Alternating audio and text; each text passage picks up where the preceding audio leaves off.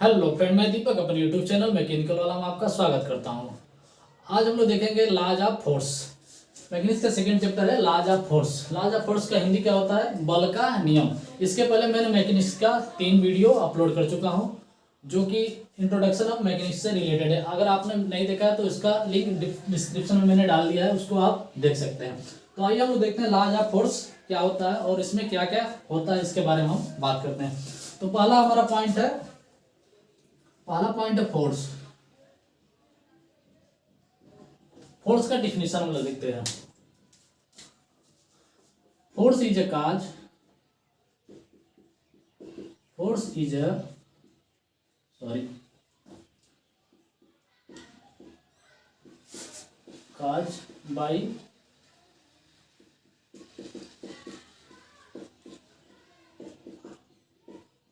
State of any object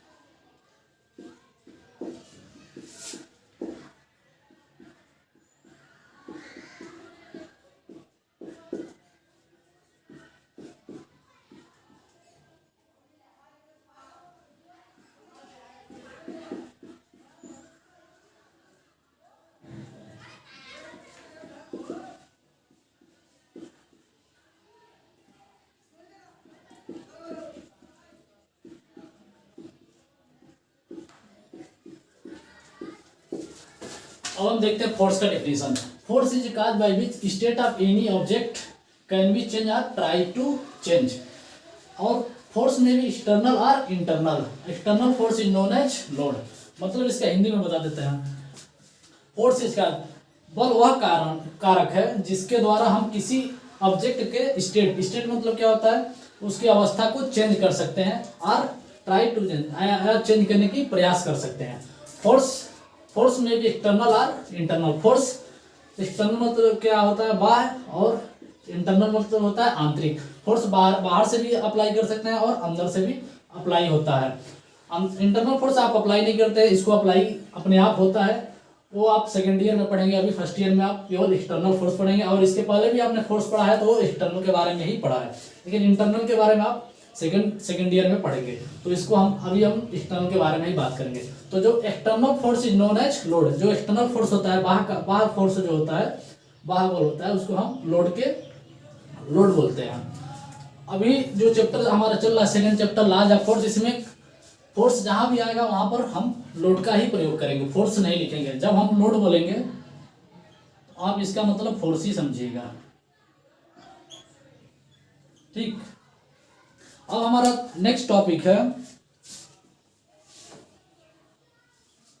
cause of force.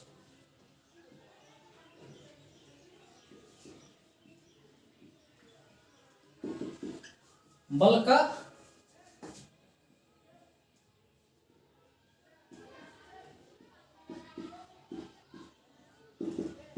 बल के कारण क्या क्या चेंजेस आते हैं उसके बारे में हम बात करेंगे।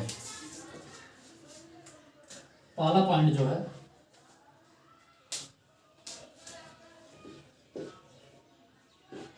इट चेंज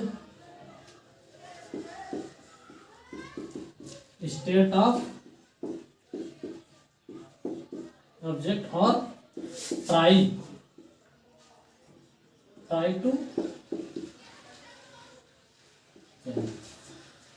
या किसी वस्तु की अवस्था को चेंज कर देता है, या चेंज करने की प्रयास करता है। सेकंड पॉइंट है it change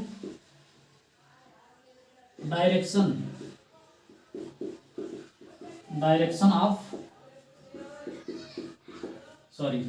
of moving object.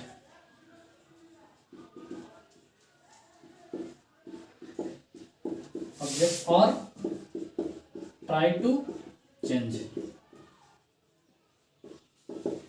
किसी गतिमान वस्तु के दिशा को बदल देता है या बदलने का प्रयास करता है।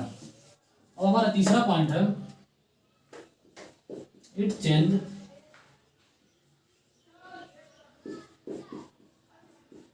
Shape and size of deformable object. Sorry,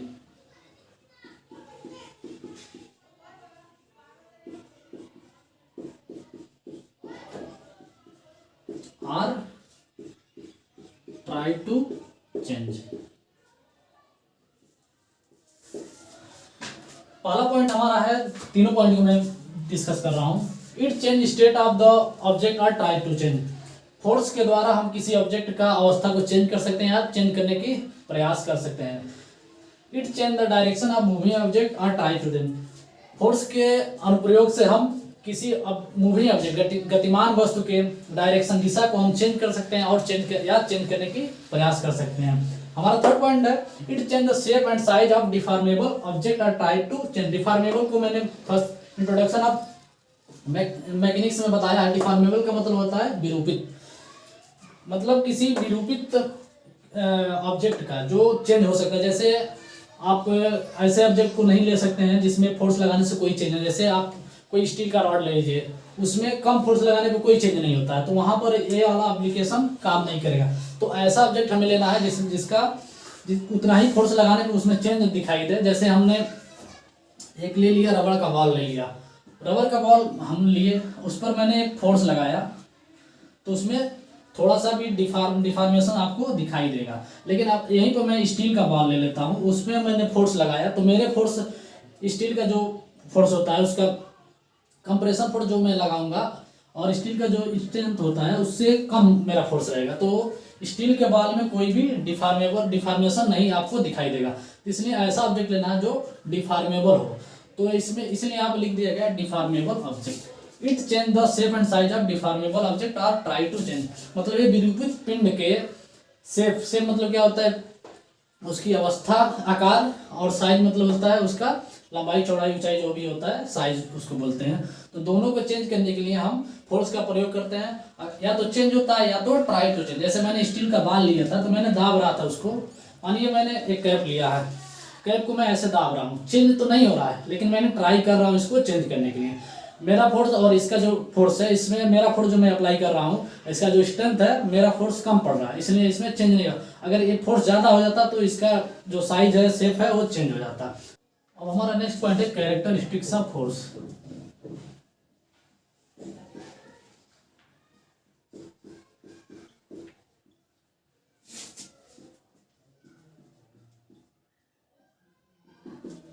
इसको हिंदी में हम बोलते हैं बल का लक्षण।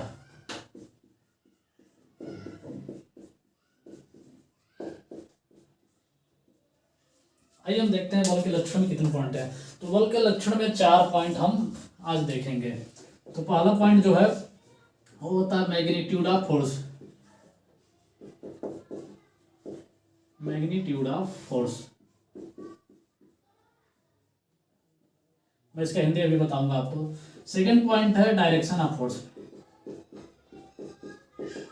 Direction of.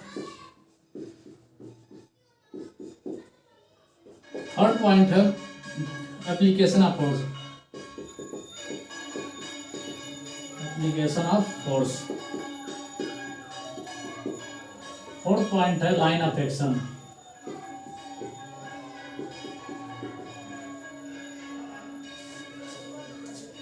अब हम इसका हिंदी देखते हैं। मैग्नीट्यूड ऑफ फोर्स का हो जाएगा बल का परिमाण।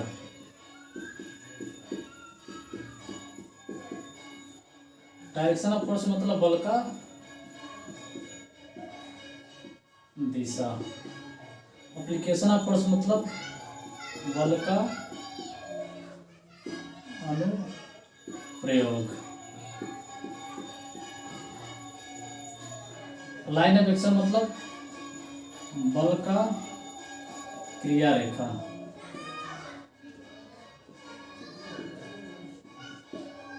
ये 4 पॉइंट हैं, इसके बारे में हम डिस्कस करेंगे।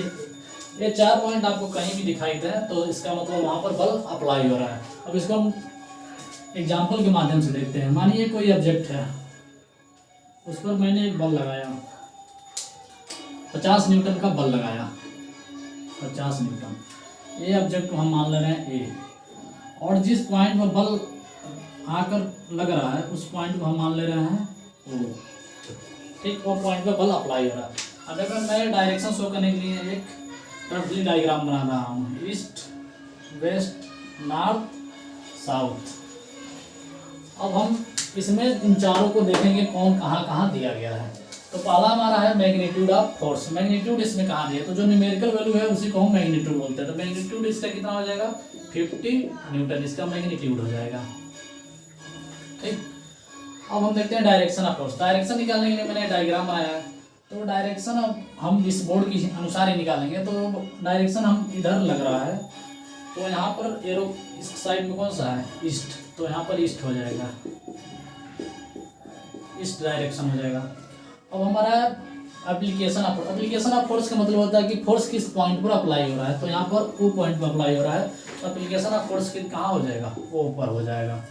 अब line of action, line of action कहाँ होता है, तो फोर्स आप जब अप्लाई करते हैं किसी ऑब्जेक्ट पे तो उसके सीध में जो भी लाइन आती है उसको लाइन ऑफ एक्शन बोला जाता है। तो ये हो जाएगा लाइन ऑफ